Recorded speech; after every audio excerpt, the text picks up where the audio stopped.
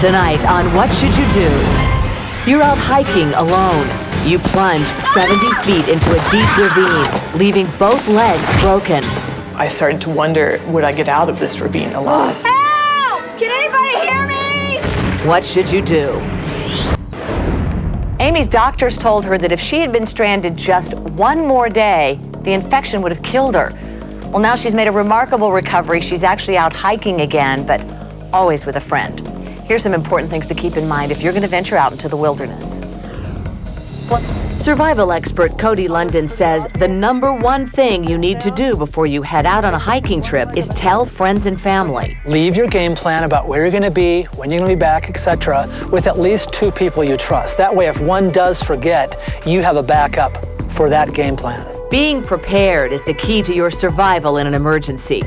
Make sure to pack a first aid kit, plenty of food, warm clothing, and water. If you don't have water, you don't come home. So if you don't plan on stashing it somewhere on the trail or knowing for sure where it is, you're gonna have to pack it because dehydration can impede you in cold weather or hot weather. There's other ways that you can get water if you don't have regular water containers. One that most people have in their backpack or whatnot is the great old Ziploc baggie. Okay, it has a super wide mouth, so we can get in a stream or a well casing or whatever and scoop up water, and it's fairly leak proof. You know, you can duct tape it, reinforce it, whatever you need to do. The other is a drinking tube. You can go to the hardware store and buy a simple 3-foot piece of polyethylene tubing to get in an area where you might not be able to fit a water bottle. Also, be sure to include items you can use as signaling devices. Something that everyone can carry in their backpack, whether you're a backpacker or just a day hiker, is a simple space blanket. This reflects heat, so it helps deal with hyperthermia and hypothermia, but also it can be laid down for contrast, or it can be picked up and shaken in the sunlight for contrast and movement. It looks like a million little mirrors shining right at you. One of the best ways to make noise to get attention in a survival situation that's a no-brainer is a whistle.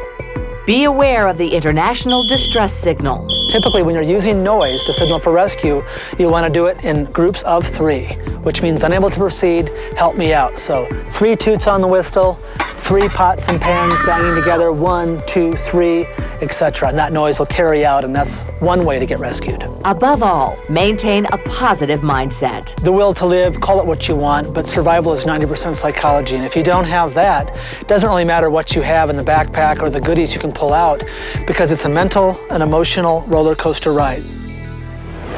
One more little gadget that could help save your life is this satellite phone. Looks like cell phones in the old days, doesn't it? But it works in the most remote places. All you need is a clear, direct line to the sky.